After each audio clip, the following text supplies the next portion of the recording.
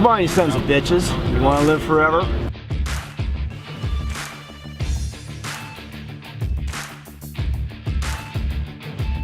It's a famous line by legendary Marine Dan Daly. I don't think there's a Marine alive today who does not know of Dan Daly. Yeah, I think most people outside of the Marine Corps have never heard of Dan Daly. Why should anyone have ever heard of him? Well, he's only one of 2 Americans who have ever won 2 Congressional Medals of Honor for 2 separate combat actions. The first one he earned was in Peking, China, during the Boxer Rebellion. He single-handedly held his post overnight.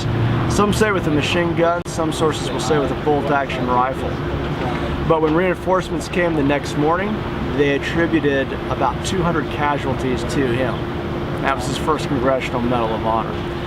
His second one was Haiti, 1915. He was on a reconnaissance patrol. He was a senior NCO. He's a gunnery sergeant at about that time. He's leading about 35, 38 men. They were mounted Marines, and they were crossing a river, and they were ambushed by about 40 Haitian rebels. Horses are shot up. The one mule carrying their machine gun was killed, sunk to the bottom of the river. The Marines were able to scamper up the bank of the river. They set up a defensive perimeter, which Daly was key in establishing, and fought off the rebels. Nighttime fell, and they decided they could really use that machine gun to defend themselves. Daly sneaks through his defensive perimeter, through the enemy line. It said he even killed a few of the Haitian guards on the way to that river, dove in, finally found that dead mule with the machine gun. He retrieved the machine gun. He retrieved the ammunition, about 200 pounds worth of gear, hauled it back to his defensive perimeter. They set it up, and the next morning they were actually able to counterattack the Haitian rebels, who fell back, scattered, and the Marines were able to move on. For that, he got his second Congressional Medal of Honor. The famous line, "Come on, you sons of bitches, you want to live forever," that comes from the Battle of Belleau Wood. Now, by that time, he was a first sergeant for 6 Marines. They were fighting the Germans, part of a larger battle of Chateau Thierry. They were in the process of being flanked. Dan Daly recognized this, and legend has it, he stood up, issued those famous words, and his Marines followed him. They repelled the flanking attack.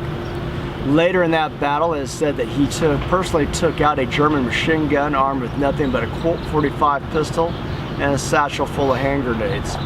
He also later would save the lives of several Marines that were wounded, that he would haul back to safety, and put out a fire at an ammunition depot. He was written up for a 3rd Congressional Medal of Honor. Some sources say that it was actually General John Blackjack Pershing who had said that no Marine, no one deserves 3 Congressional Medals of Honor, and thus he did not get the medal. With all due respect, I would disagree with General Pershing's notion on that. At that battle, he earned a Silver Star, a Navy Cross, and Distinguished Service Cross. Why is that important? Well, if you're a Marine, Dan Daly embodies everything that your Marine Corps training tries to make you into. Dan Daly reflects every virtue of Marine Corps culture.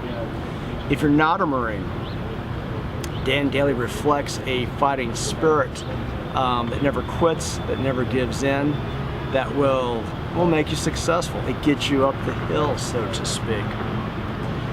If you're a progressive, if you're someone who believes in improving society by telling others what to do, making others live the way you want them to live, how do you control a man like Dan Daly? How do you enslave a man like Dan Daly? You can't. You have to kill him. If you're a progressive teacher, is Dan Daly someone you want to teach your students? If you're a progressive bureaucrat, is Dan Daly a model for your citizens that you want to control? They are not. Instead, he's someone who is dangerous. For that reason, Dan Daly is the model that I used for all the Marines in my novel, The Last Marine. And it was a very strong influence on two of the main characters, Sean Harris and Edwards in the novel. This is why, as the story develops, the progressive villains in The Last Marine view Sean Harris, Edwards, and the other Marines as people too dangerous. They're too dangerous to have in society. And this is why they will eventually look at the Marines as a people who have to be extinguished, people who have to be terminated. And so that's why I used Dan Daly in my novel. This is how he influenced my story, The Last Marine. Hey, thank you for watching today. If you like what you saw, please check out my channel on YouTube, T.S. Ransdell. Check out my website, tsransdell.com, or T.S. Ransdell on Facebook. Thank you.